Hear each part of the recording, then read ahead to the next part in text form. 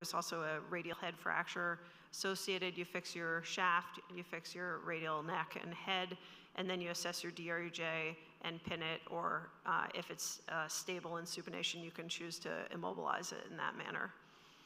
This is another case. This is an interesting kind of polytrauma patient, 80-year-old woman, had an open forearm injury that was transferred in. They had washed out and put an X-fix on it in the outside hospital, and she came in, and you could see proximally she has a comminuted proximal ulna with a kind of probably Montesia variant. She has no radial head radius and a segmental ulna, so it's kind of acting like a Montesia proximally and then a Galeazzi variant distally, without a DRUJ problem because the fracture of the distal ulna. So because of her soft tissue injury, the decision was made to do a little intermedullary nail up the radius, which stabilized that, and plate the ulna with a long plate. That stabilized the elbow, and then there was no signs of longitudinal instability after fixation of the radius, which was fortuitous, and then plated the distal ulna, and everything was stable. 4 months out, she went on to heal, no infections. Here's the problem though, she did develop significant HO and is gonna need an HO excision, but that can be relatively easily addressed.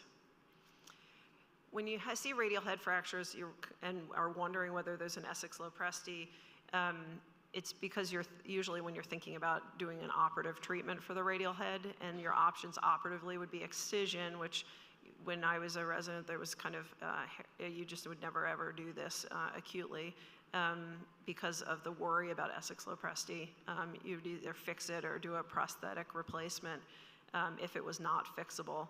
So always be concerned that there could be an Essex-Lopresti in radial heads. It's only about 1% of radial head fractures, and variants include some other problems or bony injury at the DRUJ. So normally non-op, they don't have bony blocks, you treat them non-operatively and get them moving. If they have forearm tenderness, wrist tenderness, DRUJ instability, they're gonna need something a little bit more. They may need an MRI, usually just x-rays are fine. So radial head, you can see that there's what looks like some dorsal subluxation at the distal ulna and ulnar positive variants.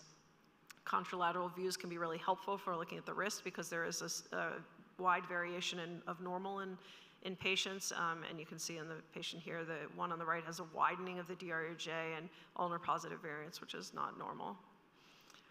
This is one of the most kind of basic cases, but I just happened to see him back recently, so I put it in. 47-year-old guy fell off an electric bike and had upper extremity injury, pain at the elbow, wrist, and hand, and his x-rays showed a radial neck fracture, a DRUJ dislocation, and a Bennett fracture. And so here's the forearm, and you can see just there's like a little nothing radial head neck fracture, and there's a Bennett fracture at the thumb base. And if you just got these views, you wouldn't think much because you just see this and move on. But really important, this isn't a very good lateral. You can see that the distal ulna is prominent, so it's easy to get kind of sidetracked into looking at the fractures and avoid the soft tissue injury. You can see this person wound up with an MRI because actually the initial person had thought maybe they just had a TFCC tear, not realizing that he was actually unstable there. So went on for a closed reduction pinning, and that was it. Did fine, and a year post-op is doing great. So just recognition of these problems is really the mainstay. Concern about radial head excision, allowing proximal migration. We always worry about it, and we're told never do it, always fix or replace. You can intraoperatively assess though, because it's not a never. You can excise the radial head, just be super careful. There are a couple ways to test intraoperatively whether your interosseous membrane's intact. One's a radial pull stress test, where you put proximal traction on the radial neck. You can kind of push it and pull and see. And if there's significant play in that, more than 3 millimeters, I probably would not just excise. A radius joystick test. This clamp is placed probably precariously for the PIN, so be careful where you put your clamp, but if you pull it, I just wanted to just watch that. So, but if you pull it out laterally and you can actually pull it away from the capitellum, that's not normal either. That needs something more. So some of these soft tissue injuries that are not as obvious are important, but let's say that's normal too. We haven't published it yet, but we just thought it would be interesting to see. So we looked back over just radial head excisions for fracture acutely. And in 19 years, this is at Mass General and Brigham combined, there are only 11 cases and that's not very many. So this is not a common thing, but all of them were done by experienced surgeons who'd done lots and lots of surgery. I'm sure Jesse was some of these, I can't remember. All of them had documented intraoperative testing of stability, and none of them had a missed S6 lopresti. So this radial head excision can definitely be done. Be wary. This is just an interesting case. I showed what can happen when you miss one. So this was a guy that presented to me years and years ago. He was 31 at the time. He's a lobsterman, so he was like fishing, and they pull these giant traps up, and he had a radial head fracture up in Maine. Somebody just excised his radial head, and then later, he developed wrist pain, and he went and saw somebody else, and they said, oh, you've got a wrist problem, so we'll just shorten you. And you can kind of whittle back the forearm by excising, and your forearm gets shorter and shorter, but you haven't actually addressed the problem. So now he's had a couple surgeries. Now he has pain at both the elbow and the wrist, and what he really needs is a painless, stable elbow. And so you can see at his elbow, his radius is proximally migrated. It's rubbing, kind of impinging on his capitellum, where the raw surface of the neck was, and is proximally migrated there.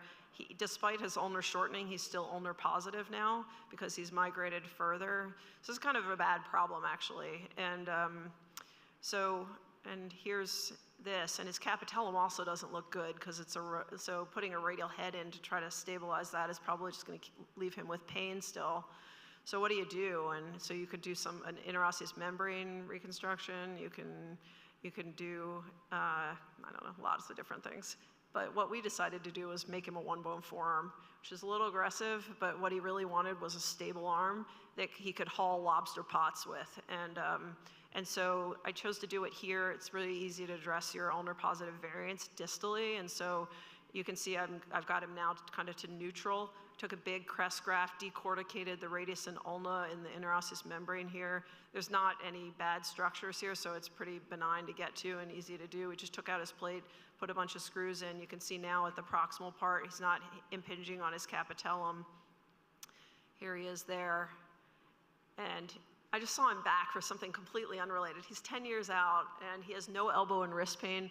He has now progressed as he's aged into management, so he's not hauling lobster pots anymore, but he's still doing a lot like fishing kind of work, and he enjoys that. His elbow motion's pretty good. He has zero rotation of the forearm. We've fused him in about like 20 degrees of pronation, and he's really functional. The wrist is a little stiff in flexion, but actually pretty good. And this is him, so a decade out, and he's just kind of come along really nicely, and that's that. So take-home points, do it right the first time. Don't miss these kind of soft tissues, unstable forearm issues. Think about the elbow, forearm, and the wrist when you're taking care of these patients. Ask, palpate, and examine everything, including under anesthesia. Get adequate imaging. Restore your length appropriately, then take care of your joints and then your soft tissues. Thanks. That was really great. Just hang around because your topic is different from other speaker. So if there is any question, we can take up one question right now. And thanks very much. You finished off in 13 minutes. That's very nice. Excellent. Very unusual topic that we have, S6 lopresti. But I have love for Gagliazzi, because I have done my fellowship in Riccardo Gagliazzi in Italy. Before Dr. Amit Ajgaonkar comes, can we have any question or this? I have a question only. Yeah. Yes. So, superb cases, excellent. It was really good, especially the last case which you showed. In that case, why didn't you fix the proximal radial joint also, along with the distal? You made it into a one-bone forearm. So the proximal was not fused, proximal radial joint. Yeah, yeah. You had excised the radial head, I think, probably. Yeah. So why did I not do something proximally? Yeah. Why did you not fix the proximal after excising the radial head? Why did you not fix the radial joint proximally? So you actually don't need to. So once you fuse somewhere along. So was there any movement at the proximal joint? It will not move much. As long as, so the couple things. It's really important at the elbow. You don't have to worry about rotation anymore because you're fused distally. So the thing you do have to worry about proximally is that your elbow is stable. And so, because you've lost one of your secondary stabilizers. So you do have to assess your MCL. His was stable because that was never his issue in the first place. But if you had an unstable elbow, then you would want to do something for that. But you don't need to have fusion up there. It's once. Yeah, I do understand. But then proximally, you don't feel there will be any complications because you've not fused it and made into a one bone on the proximal part also? You don't need to. As soon as Because there'll be some movement into the between the radius and ulna proximally. Okay. He's 10 years out. He's doing great. Yeah. Thank you. Ma'am, how do you... That was really great, and may I request Dr. Amit Ajgaonkar? He's the TraumaCon man. For several years, he has been conducting that. He has been an office bearer of a local organization, Bombay Orthopedic Society, and he does a lot of general orthopedic work as well as sports, arthroplasty. So his topic, from difficult cases of Brendan, we come to very common fracture, but then he is going to deal with complex distal radius fractures. Over to you, Amit. Yeah. Now, distal radius fractures, probably in India, I don't know, very few people are sitting in the hall now. But then 10 years back, or maybe 15 years back, we all used to conserve. Even today, I think distal radius fractures, no matter how complicated they are, they do good at the end of a year. And most of my colleagues, they do conserve these patients. Now look at this. I'm starting directly from the cases. And this was a complicated case. You can see the radial styloid is broken. Whenever you see this type of a picture,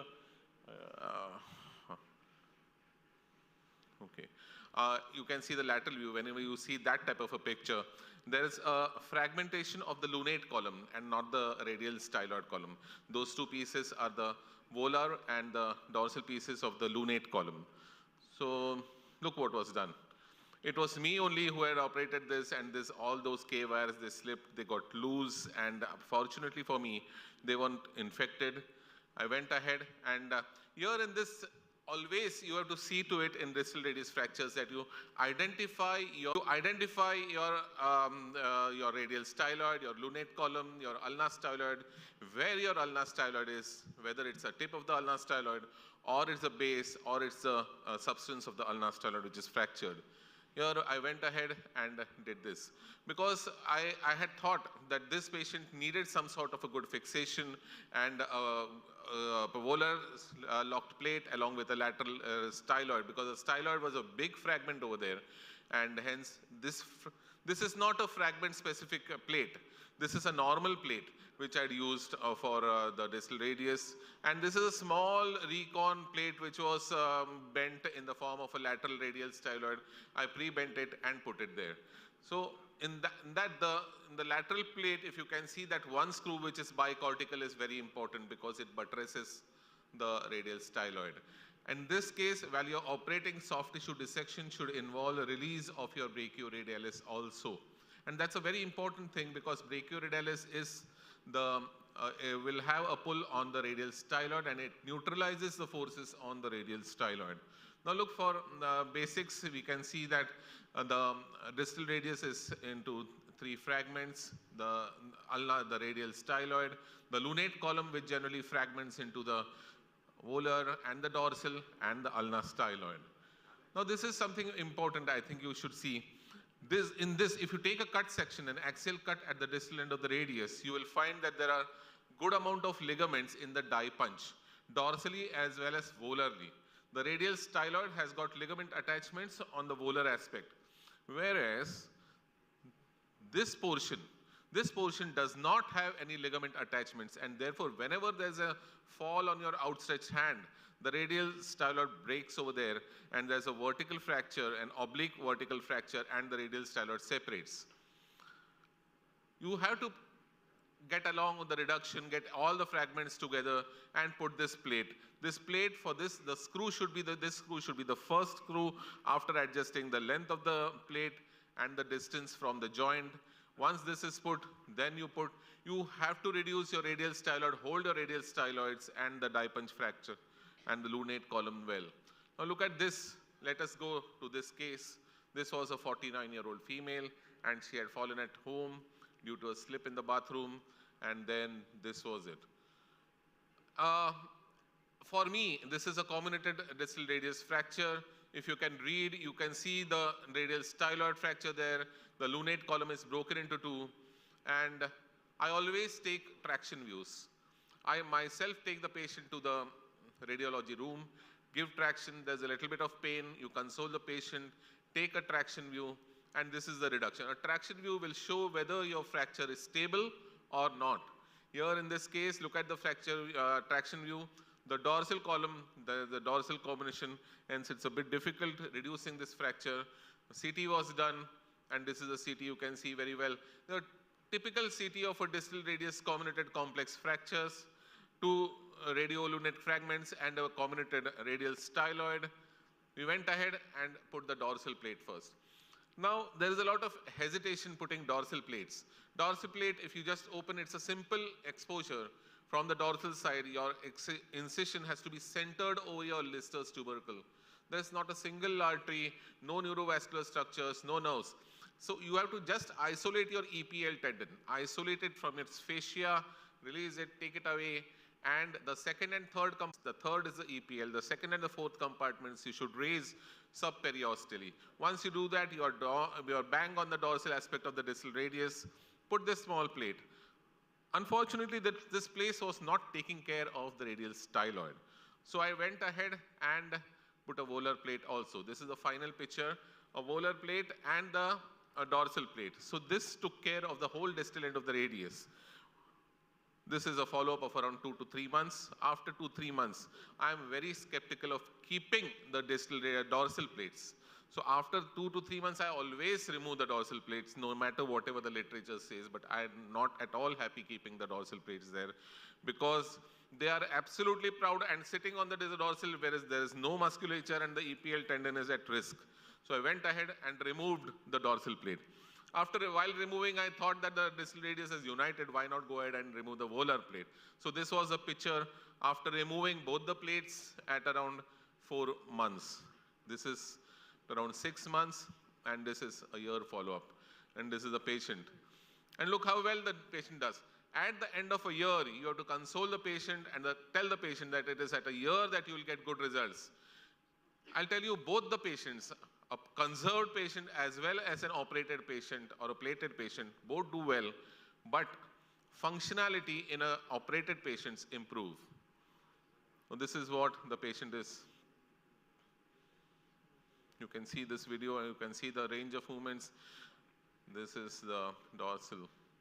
And look at this. This is the most important movement that the patient gets. Here, this is another case. Another well-comminuted fracture, fragmented at the lunate column. And here you can see this is the lunate column fragmentation. Those are the two pieces which are seen on the lateral view, and those are the lunate column and not the radial styloid. The radial styloid is not very well seen in the X-rays, but if you can imagine, the radial styloid will be overlapping. So the radial styloid was fractured, and there we put a dorsal plate first. And we went ahead and put this volar plate. Now, while putting this volar plate, look at this screw. If you can see the marking, this screw, we had doubts in mind that this screw is proud dorsally. So since the dorsal column was open, the dorsal incision was open, we went down on the dorsal side and saw, and look at this, there were the full 3 threads out. And I was really aghast, and I thought that this was not looking good. So we had to go down again. We changed this screw, and this screw was there, it ended up there. So whenever you put those screws in the distal radius, you have to see to it that you measure the screws. Do not depend on your C-arm images, because your Lister's tubercle would be there. On your C-arm images, always your Lister's tubercle will show broader distal radius on the lateral view. So you have to go down and measure your distal radius. And this is the way, this is the final picture, and this is the patient. Look at this patient, even the sutures have not been removed, and the patient is. Supination is the most important movement that these patients require, and supination is got only if you get a well-reduced distal radioulnar joint. This is the patient. I removed the stitches at around 2 weeks, and this range of movement is very important, especially this movement. Yeah. Then this is another case. I would like to show you one tip in this case. And this is a comminuted fracture. After putting, you can see the plate has already been put by a modified approach. And after putting this, I could not approach the radial die punch fragment. That is the more lateral fragment to put a screw. So you make another intermuscular approach. You retract your median nerve, retract your flexor carpi ulnaris, and go down from there, the same skin approach, and put this particular screw. So this screw was put. This is another 85-year-old high demanding patient. Now this patient I was not willing to operate at all. He was 85. But he was behind me that I want a proper wrist. I do not want a compromised wrist at all. We went ahead and this was the bad. Look at this combination. This has a nice volar teardrop or the volar fragment, volar part of the lunate fragment which carries big articular surface.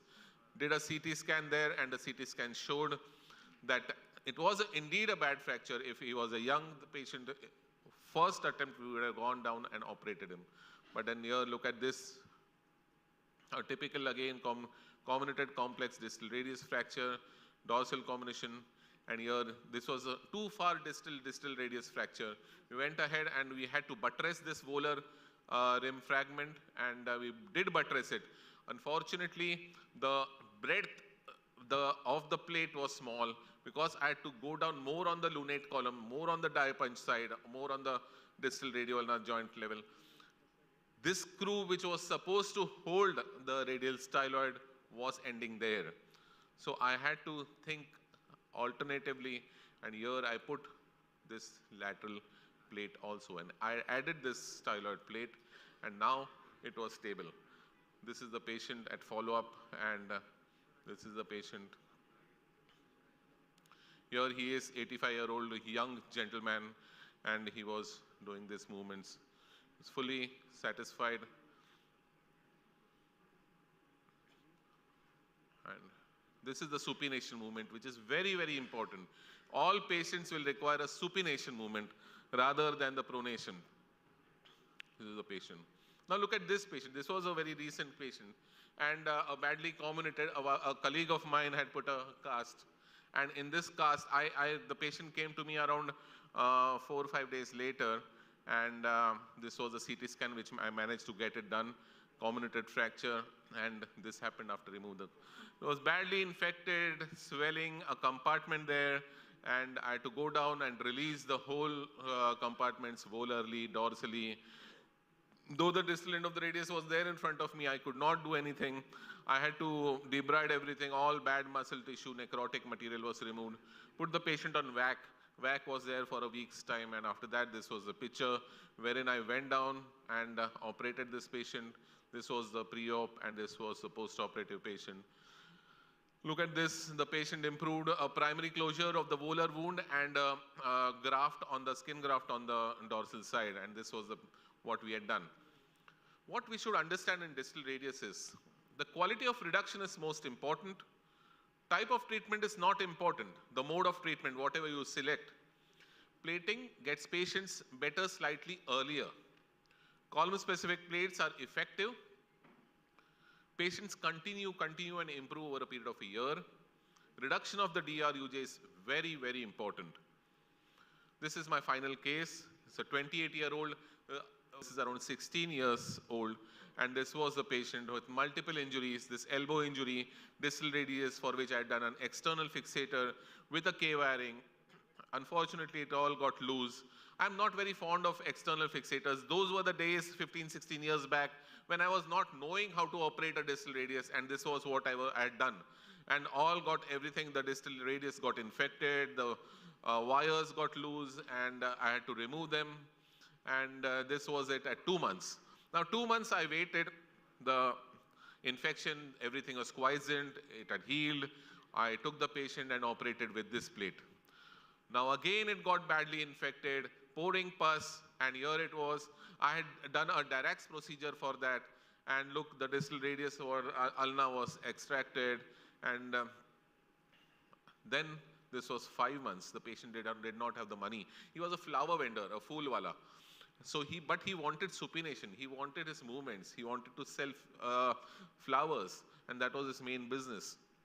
So here, this was 5 months. He waited, collected funds, and this was the X-ray. All tendons over there, all soft tissues had adhered to this bone. No movement at all at the wrist joint. We took him down in the theater. One by one, each tendon was separated, and then it was released. All soft tissue releases were done, and this was done finally for this patient. This is a DVR plate which we put in, and look at the distal end of the radius. And this is the range of movements then, around 16 years back. The patient came to me multiple times later for falls, injuries for which I have operated him. This is a 16-year follow-up X-ray, and look at the range of movements 16 years later in this patient.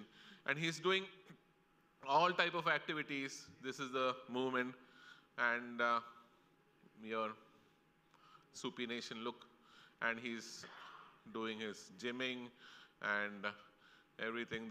He's become much more stronger and broader with a big chest now, and he's really happy with this. Concluding, I would like to say that closed reductions can work and should always be attempted. But whenever you do a closed reductions, always follow your patients radiologically every week to look at the collapse. DRUJ congruence dictates your supination recovery and the patient's satisfaction. Volar lock plates are the workhorse treatment in distal radius fractures. Fragment-specific plates are necessary when capture of your facets is required.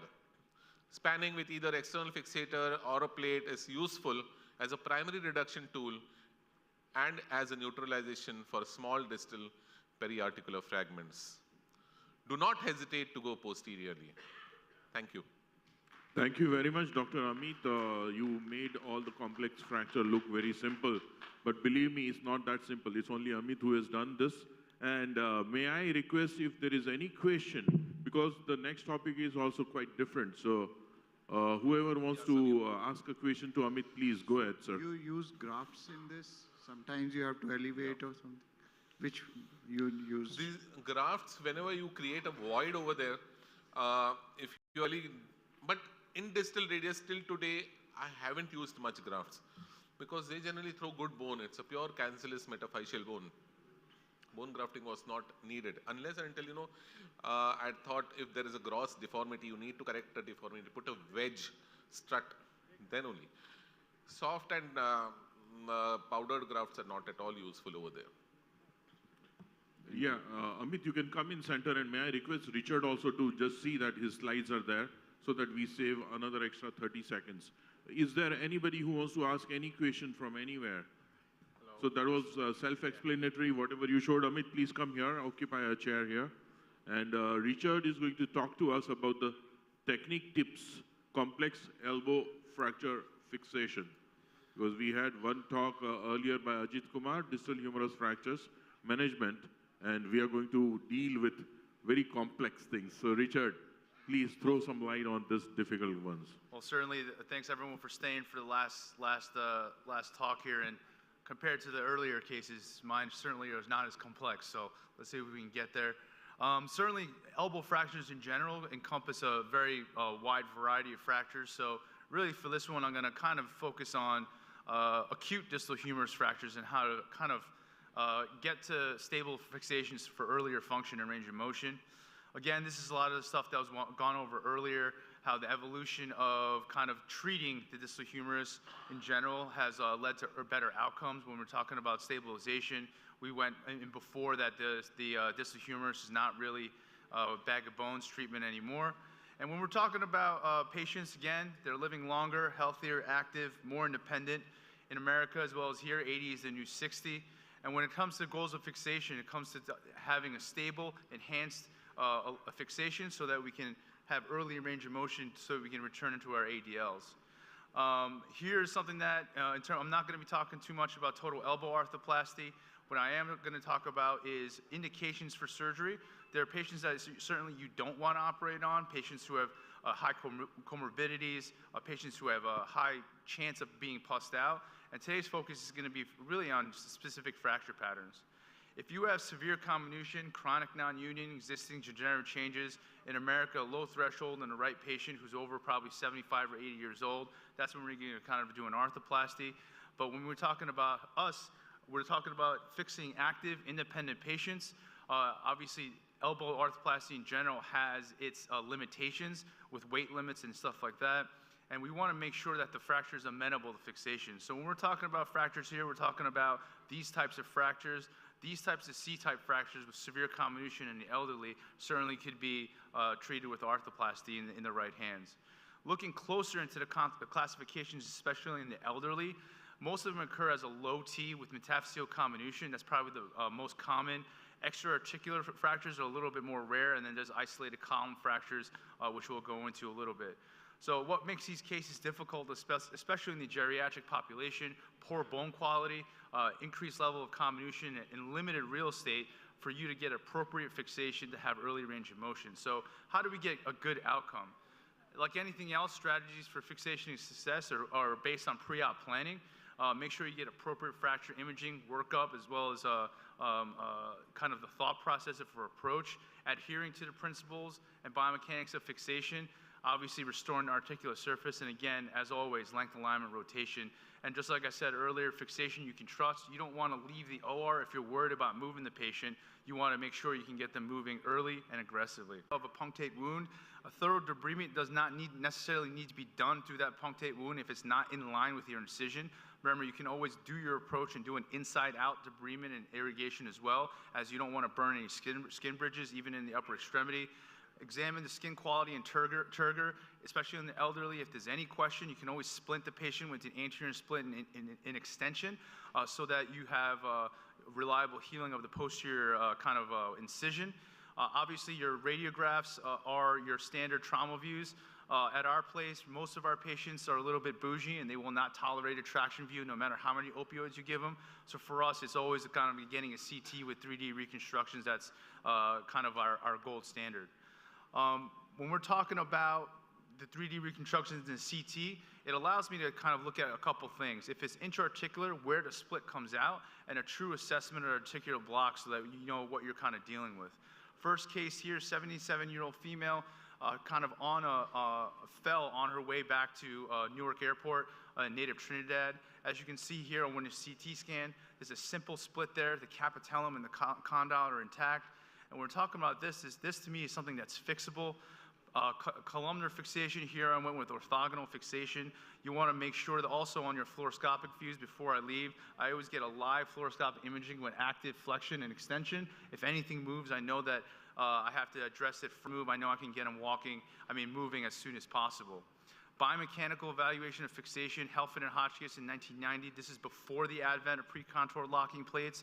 They kind of looked over what was important and what's not. Obviously, they said that 2 plates are better than 2 screws. And a myriad of other papers that have come out have shown that really parallel is stronger than perpendicular. We also conducted our own biomechanical study published in JOT in 2014. And the gist of it is certainly true that 180 plating is stronger than perpendicular in terms of axial load and ultimate failure. However, there's no difference in fatigue cycling between the 2 fixation constructs, and all of them are significant bones. So really, it's about what the fracture pattern is. It's kind of dealer's choice if you want to do parallel versus orthogonal, as long as your fixation strategy is correct. So really, what does that mean? In the lab, we learned that the bicolumnar fixation is necessary for these types of fractures. You can do either or, tailoring to the fracture pattern. You want to make sure that locking screws are used in the articular block for improved stability. You can have hybrid fixation in the shaft to improve stability up top. A higher density of fixation in articular block, just like Dr. O'Driscoll taught us from possible total elbow if needed for these geriatric fractures. Adjusting bag, this is something that I call a cinnamon roll. It's 5 blankets folded into a quarter, wrapped up. That really, I like it better than kind of the toilet paper roll that my partner uses, because this allows for a broad base. It kind of eliminates the coronal plane deformity and helps you work in one plane. Radiolucent arm board is hooked up distally, flipped up. And again, if there's surgery for these fractures, midline, posterior approach, mobilize your ulnar and radial nerves. Beware of the LCL, UCL, and avoid elbow destabilization. Although in certain cases for some fracture patterns, you can always take the LCL down, dislocate the elbow, fix what you have to fix, and fix the LCL back. But that's really a rare case. Restoring the articular surface and temporarily fixing the easier column first. 4 and 5 oftentimes is interchangeable. For severe comminution, if you have a simple pattern on one side, usually on the medial side, If you click that in, that usually can help you set your rotation, because the most frustrating thing you can do is try and put your articular block together, and if you're like a couple degrees off, that's going to hose your entire fixation and your reduction. So sometimes putting it back to the shaft and turning a C to a B makes life a little bit easier. Complete balanced, stable fixation. Remember that every screw hole Complete, balanced, stable fixation. Remember that every screw hole is an opportunity, not an obligation. Mini fragment plates can also help augment, especially on the posterior side, to go against any kind of apex posterior deformity. And your finals, like I showed earlier, I always go live and make sure that I'm ranging the elbow without any instability on these views. Specific reminders to avoid headaches, get appropriate exposure, don't cheat yourself. I always tell these patients that these incisions are going to be long, and I tell my residents that the skin heals side to side, so don't worry about it. Always excise the fat pad that's in the olecranon fossa. It greatly allows you to visualize the comminution there, and in the upper extremity, it doesn't really need for blood supply. Be gentle with that comminution, though. You want to make sure that you're not stripping all of it, because it is important for healing. You can create windows to the articular surface so you can feel the front of the fracture. Preoperative plan. This is a 67-year-old female, right hand dominant, status post trip and fall, walking a dog. Relatively simple pattern, low with a simple medial block. CT scan shows here, I'm ignoring the metaphyseal comminution. I'm looking at the simple split that's kind of coming outside the trochlea, so I know I don't need an osteotomy. Again, very simply, articular blocks fixed first, fix the simple side, temporary fixation that's flexible so you can make sure you're rotating, parallel plating here, getting lock fixation across the joint. And then supplementing the posterior comminution on the radial column with the small 2-4 mini frag plate. And again, always getting your flexion and extension views to make sure that you have stable fixation. This is an 81-year-old right-hand dominant female, lives alone, still works. Kind of this classic low T extra-articular that's kind of with poor bone quality. Really, when it comes to here, it's a low extra-articular fracture. Again, posterior approach, getting flexible fixation first, getting your easy side done here with the posterior lateral plate with the extension that comes across the joint. Finish your construct with your plates not ending on the same level. Again, going through your flexion and extension views and making sure that it's all kind of stable. Starting range of motion right away. I like having all my geriatric patients start with an overhead protocol. I'm not concerned about instability. However, I think that my patients do a little bit better if they're in a supine position. It's kind of less scary for them, so it's worked out pretty well. This is her kind of final follow-up and what she's done. She's a very motivated person. Obviously, her range of motion is pretty decent in this level. How to isolate a capitellar fracture, but it's really not your normal capitellum. If you look at here at your 3D CAT scan, if you look at the articular block, the capitellum is actually flexed and up, and it comes all the way across to the lateral side of the trochlea. So for me, because this was kind of an odd, deformed on one side, broken on the other, I needed an osteotomy for this one. So there are several options available for olecranon osteotomy. For me, in my current practice, and trust me, I've tried all of these, what I like to do is come in, I'll do a pre-contoured, I'll use a 2-7 mini frag kind of foot plate. And what I'll do here is I'll fix the osteotomy first. I'll put it out of plane, and that's what this is up top. I'll leave the proximal portion of the osteotomy fixed to the plate, flip it up, so that it becomes much easier to come down. This is kind of the fixation strategy I did here in order to make sure that I had the rotation right of the articular block. And when you're coming back down for your osteotomy, I close the book, put that off-axis previously drilled non-locking screw in compression mode to compress, and I usually back it up with the 6.5 cannulated screw. This is compression, no irritation, no malrotation of the proximal ulna as the 6.5 cannulated screw is going down, and this offers pretty stable fixation that's reliable. Recently, a 6-month follow-up. Range of motion a little bit lacking in 10 degrees of extension, a little bit lacking in supination, but very happy taking care of our kids. One more atypical, a little bit more high energy after an NVA, 64-year-old female here, a lot of lateral-sided comminution with the concomitant ulna fracture. This low isolated condyle involves a lot of the cartilage, and again, you don't really have a lot of options on this side. Posterior approach, big, large fracs, flaps. I was happy the olecranon fracture was there because it was essentially an osteotomy that's done for you, just like the talus and when the medial malleus is broken. The key to this is that as you're approaching that lateral column, I always tell my residents and fellow, do not devitalize those fragments because that offers a lot of inherent stability. And when it's discomminuted after you restore articular surface, recreating that column using mini fragment basket fixation allows you to kind of restore that lateral column without losing the blood supply, and then easily fixing the olecranon and then backing it up with backing up the ligaments here. This is kind of the example of that wraparound basket fixation on the lateral side, and obviously the simple olecranon plate for the olecranon fixed here. Another example, 64-year-old patient, this is her final follow-up here, a little bit of HO anteriorly at 6 weeks. So in general, when we're talking about fixing distal humerus in a rapid review for the geriatric patients, assess their functional capacity. Not everyone needs surgery, especially if they're going to be high risk for complications. However, if they are active, you want to clinically analyze the fracture patterns. CT scans are tremendously helpful, especially for 3D CT scans. Total elbow, although rarer in this case, is certainly an option if you have it on backup. Position yourself for success to avoid headaches, especially when you're dealing with comminution and high-level injuries. Make sure don't cheat yourself on exposure. Don't work in a hole. Skin heals side to side. Mobilize the nerves, especially if you're going to plan on doing an olecranon osteotomy. You want to make sure you get all the way down into the looking at the ulnar nerve, splitting the FCU heads. If not, you're at danger of lacerating it when you're doing your chevron. So definitely don't do that. Stepwise, efficient execution of the plan, and supplemental fixation with mini definitely leaves you with enough confidence to get them moving early. Top do's and don'ts, just like I said earlier, get a CAT scan, adequately expose your fracture and mobilize nerves, fix the articular surface, and sometimes getting the easier column first helps you get the hard column. Don't be afraid to add additional low-profile plates. Don't try to be minimally invasive here. Do not devitalize the comminution, and then make sure you're sticking to the AO principles, locking fixation in the articular block, not ending the plates at the same level, and again, just like before, don't leave the OR wanting to immobilize longer. Your number one goal here is to create a stable fixation construct, allows for early, confident, stable range of motion. Thank you. Thank you very much, and everybody should appreciate we have finished everything in good time. Let's all meet in the center so that we can save time. And may I request the organizers to be prepared for the valedictory function also.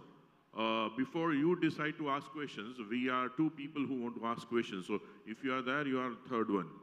How often do you transpose the ulnar nerve, and what are your indications for that? For me, in terms of the ulnar nerve, I mean, I know a lot of literature has shown that really, if you kind of irritate it, it tends to be a problem later on. I rarely do it, honestly. If the nerve is touching the metal, actually, I actually won't transpose it. I've gone to actually wrapping it and protecting it, because even with transposing, I've had issues. I'm actually curious to see what Dr. Earp says, because she's got a lot more experience with the nerve, I think, than I do.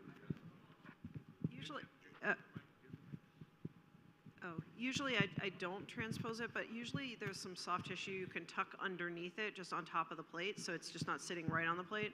I think that works okay. So make an envelope with the soft tissue, which you can make around the nerve. That's wonderful. And do you do TEA as primary anytime, or you achieve osteosynthesis first? If it doesn't work well, then you think of TEA. Your indications for TEA, primary. I'm pointing towards her because she's really the upper extremity expert. I very rarely do TEA. There are limitations. You know, it's going to be, for me anyway, you know, patients who are over 80, really low demand, and especially if the fracture pattern is something that's going to take me a long time, I certainly want to get them off the table. I would agree. So they have to be old, low demand, very low demand, and I tell them, you know, 5-pound lifting restriction for life, not needing to push up from a wheelchair or anything. So there's a small subset, but I think it's a really good option for those patients. So why not leave them like bag of bones and whatever movement occurs? I have done bag of bones, and actually that can work pretty well. That can work rather than doing a TEA. Dr. Amit Ajgaonkar, you wanted to ask a question. Yeah. Regarding the olecranon osteotomy, do you have any variants of olecranon osteotomy, and how many osteotomies do fail? Your distal radius might be uniting, but the osteotomies do fail sometimes. I The haven't, distal humerus, huh? I haven't, knock on wood, I haven't had one fail. I think one of the mistakes sometimes I catch my residents doing is you have a tendency to drop your hand.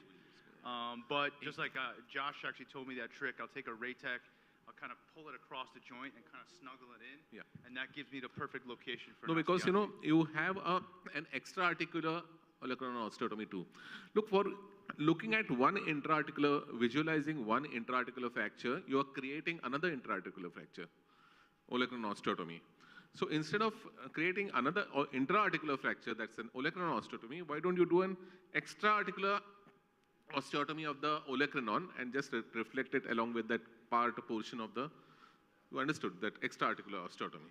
I haven't tried that. I just, Yeah. the way I was taught. Do you have any? It is described in literature, yeah. but if you want to see it thoroughly, unless you do intra-articular osteotomy, you will not be able to visualize that Yeah, well. understood. And that goes in a very oblique line, and there's chance that there may be a step. So if you are a good surgeon, Yeah. I think olecranon osteotomy is just a part of for surgery. the less comminuted fractures. If you have a C1 type of a fracture of the distal humerus, then you can go ahead because you can visualize 65% of the distal of the humerus intra-articular. Can we have a question from Yes. here, from the audience? So question to Brandon, ma'am.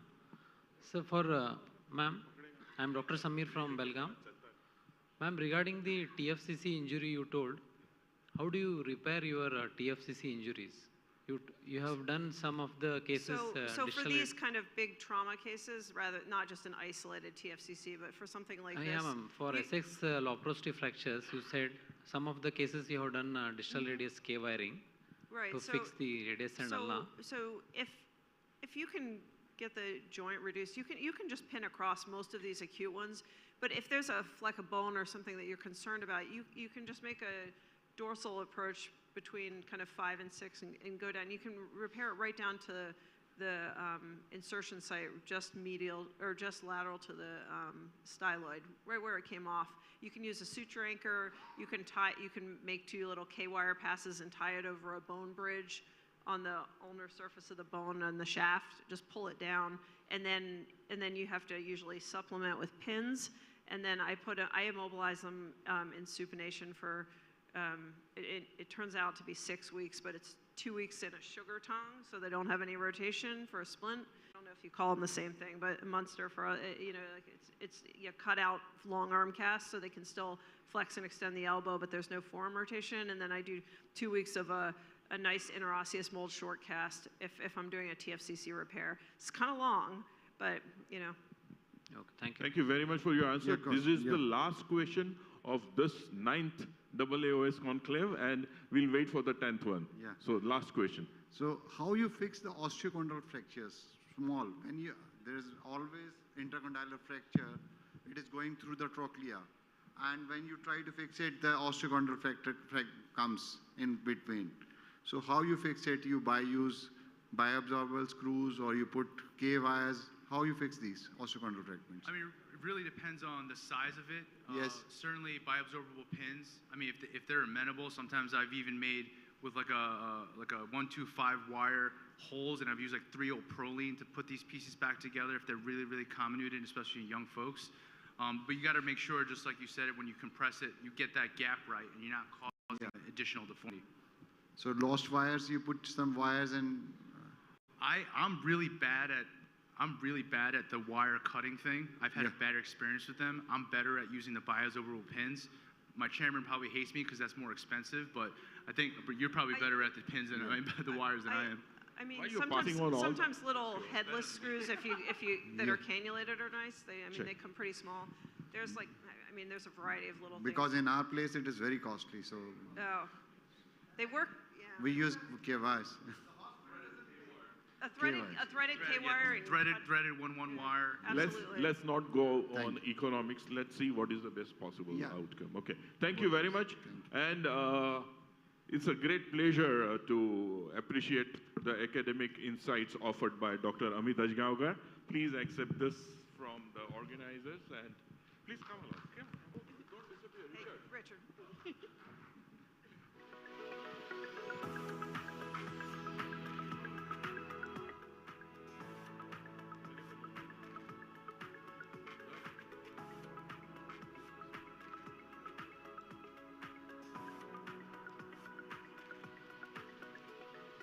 Everybody, please hang on for 1 minute. Tarun.